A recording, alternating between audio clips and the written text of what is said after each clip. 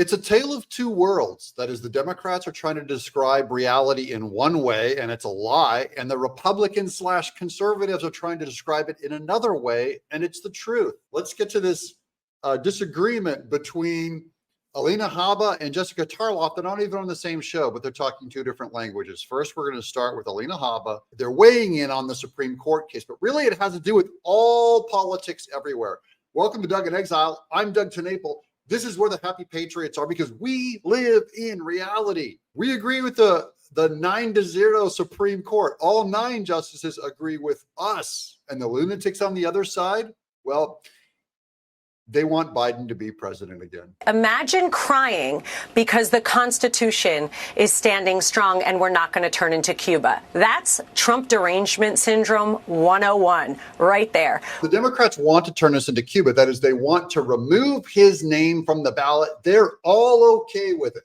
Remember that.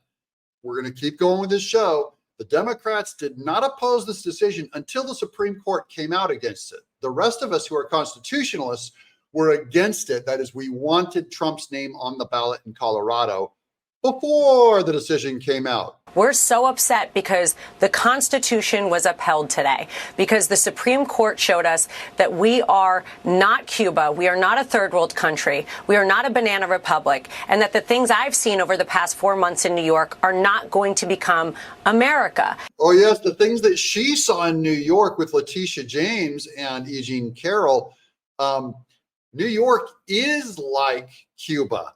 It does not have justice with its justices. The things that she saw there, it is not going to happen in the rest of America. But it's already happened in New York. Well, I think that the Secretary of State, Jenna Griswold from Colorado, was actually way further out, over your skis, than the average, over her skis than the average Democrat, who, even if they thought that there was merit to the decision from the Colorado Supreme Court, still would have rathered he be on the ballot because of what that portends for the future. The only problem, Jessica Tarlov, is no Democrats came out and said it.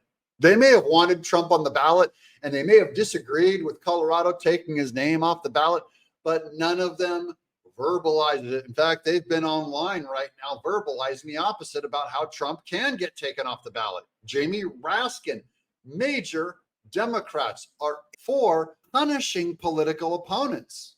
And what does MSNBC, The View, and CNN do? They have tantrums. It's literally epic to watch. That's why we cover The View, guys. MSNBC and The View, those are our favorite shows to make. I know many of you hate them. That is not why I make them, so you have something to hate. I make them because they represent the left side of America.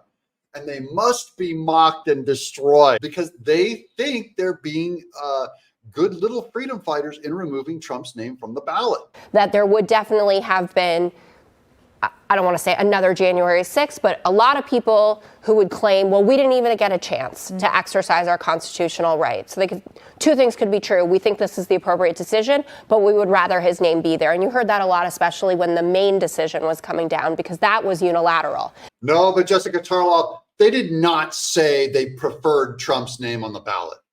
Democrats across the board, we did not hear it. It's nowhere.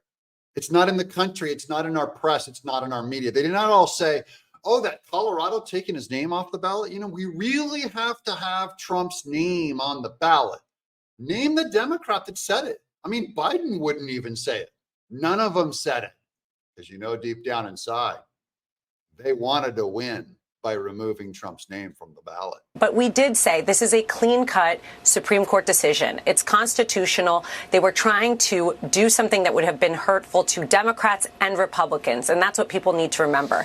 It's about America first. It's not about Trump. It's about us. That's my warning to Democrats. This would have hurt you also in the long run. Some people think like, oh, as long as the power, the evil power agrees with me, and they protect me, I will go along with the evil power. I'll agree with them. By the way, this is to my Black community. You've heard this for years from Democrats, like, just join us and let us do a few illegal things and we'll protect you. And so they knew to vote as a block. Look, all we know is we have to vote for a block for these Democrats.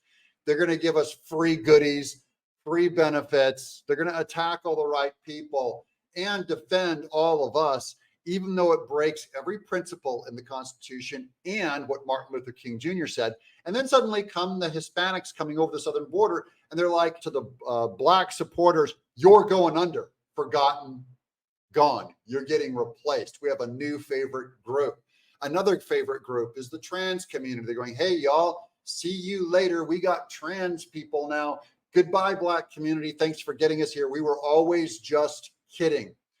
Same thing with the Jews. The Jews vote for Democrats as a bloc. And how are the Jews feeling now with Hamas? Now, you tell me how you feel, because you supported the Democrats. Now the Democrats are going, we demand a ceasefire. We demand a change. We demand all this stuff. And it's because you sacrificed your principles to vote for the Democrats as a bloc. You turned your brain off and you turned your values off, and that is done. I'm not saying you have to vote for a Republican. You should, because we care more about you and your principles than the Democrats do.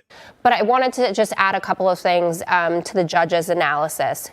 So the insurrection clause doesn't say who decides who's an insurrectionist. And the Supreme Court was unified in the 9-0 that he should stay on the Colorado ballot. But they're actually within that decision. No, it's not true. That the dissent, that is the females who said, they didn't exactly decide on insurrection, but it's still a 9-0 vote. They still agreed to leave Trump's name on Colorado. And basically they said if there was an insurrection, that it didn't apply to Trump. That's what's going to happen. And now you're going to have the loony liberals like Jamie Raskin still try to get Congress together to take Trump's name off the ballot. But at least Congress is where it should happen. Congress is where this belongs, not the Colorado Supreme Court that's removing his name from the ballot. The Congress is supposed to tell you if Trump is to be charged with an insurrection. Trump has never been charged with insurrection, by the way. That's another thing.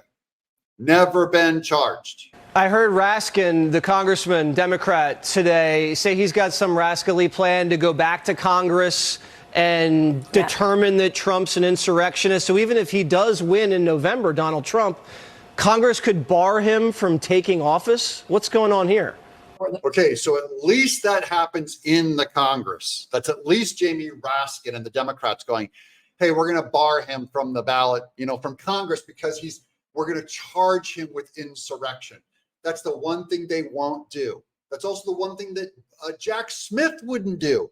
He'd have a chance in all of these cases with Chutkin and with all this going into the Supreme Court if he just charged Trump with insurrection. He won't do it. He knows he won't win.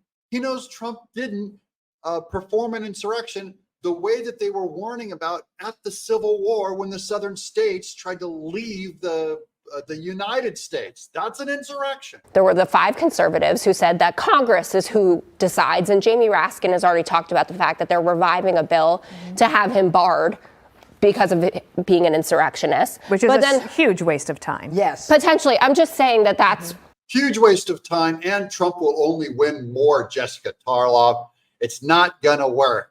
Hey, why don't we also spy on his election for 2024 and then act like it didn't happen? I mean, it's what they're always doing. They double down, they triple down, and they become desperate. I'm not sure where their PR people are, but they should take a look at the polls. What they're doing is not working. And what President Trump said today was so articulate and so on point. He was calm, he was measured, and he said it very clearly.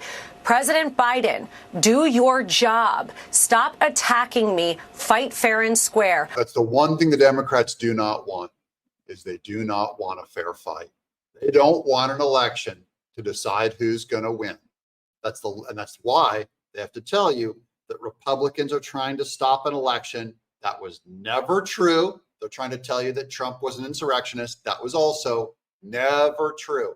Never happened. And all the J6 protesters, none of them were insurrectionists. You've got to take your henchmen off of me, your witch hunts, your election interference cases. And if you can walk your way to the ballot in 2024 and vote. But he is not able to do so. And that's the truth. So the desperation, as we're seeing with what they said today, going to Congress, it just, they double down, they triple down. Tomorrow we'll hear more of it.